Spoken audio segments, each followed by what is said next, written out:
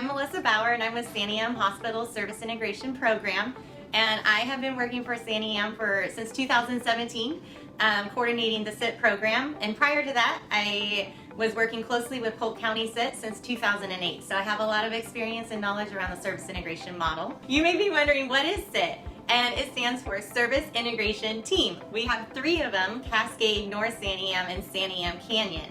All 3 of them are based off of our school district boundary areas.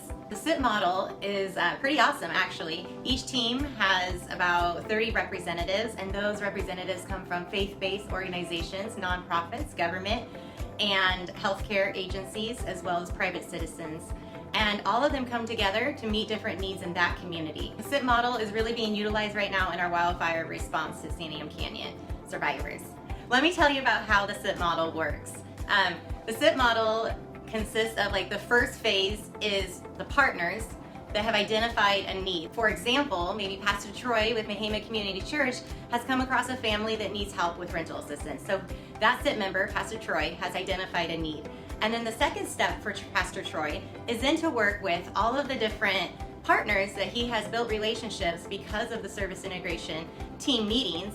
And so then Pastor Troy would submit a funding request to the service integration team for X amount of dollars to help towards the rental costs. So maybe Rosa was able to help with $400, but the rent was $800. So Pastor Troy may submit a funding request for $400 additional to support that need.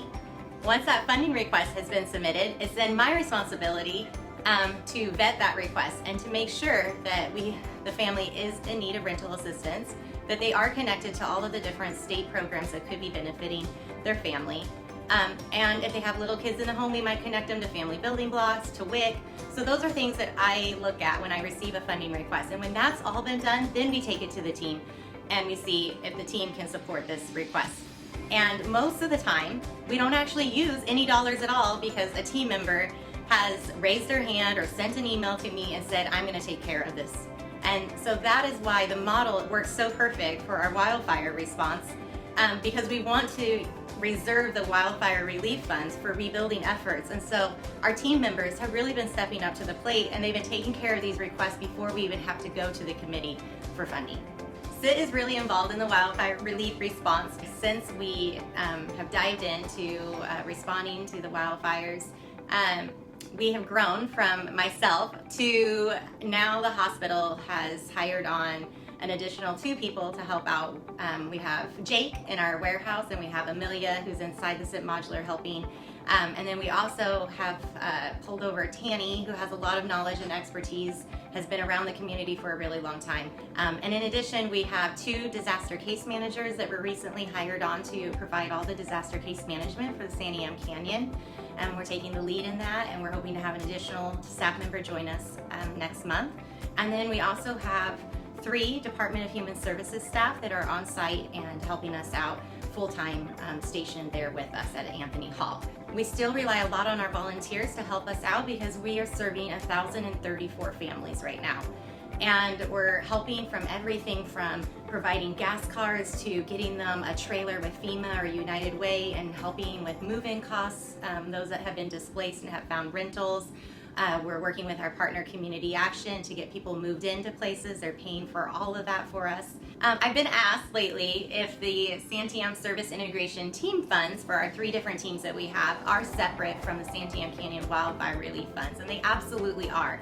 The hospital has 2 separate accounts, one for our Santiam SIT and one for our Wildfire Relief Fund. And I do not actually get to make the choices on the funding for the Santiam Canyon Wildfire Relief Funds. There's an advisory team that I take requests to that are over my capacity to be able to get approved, and they then approve those requests. And so it's very much separate from Santiam SIT. One of the questions that I keep seeing is, who's paying for these extra staff that we're hiring with Santiam SIT? Who's paying for all of our buildings and the operating costs? And I'm really proud to say that Santiam Hospital has chosen to pay for all operating costs, 100%. And that allows every single dollar that's donated to the Wildfire Relief Fund to go straight back to the community members that need it most. So what can we do at Anthony Hall for families? We are able to actually help people sign up for food benefits, Oregon Health Plan. We're able to help people get connected to unemployment. Our disaster case managers are helping families navigate FEMA insurance appeals. And we can help out with gas cards, we can help out with generators. There's all sorts of things that we can help with, and it's very unique. It's specific to each family, and so it's important that if you are needing help, that you reach out to us or to an advocate.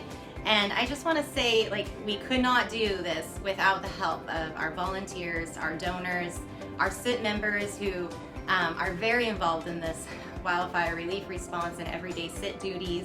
And I can't say it enough, like we're so thankful for each and every one of you.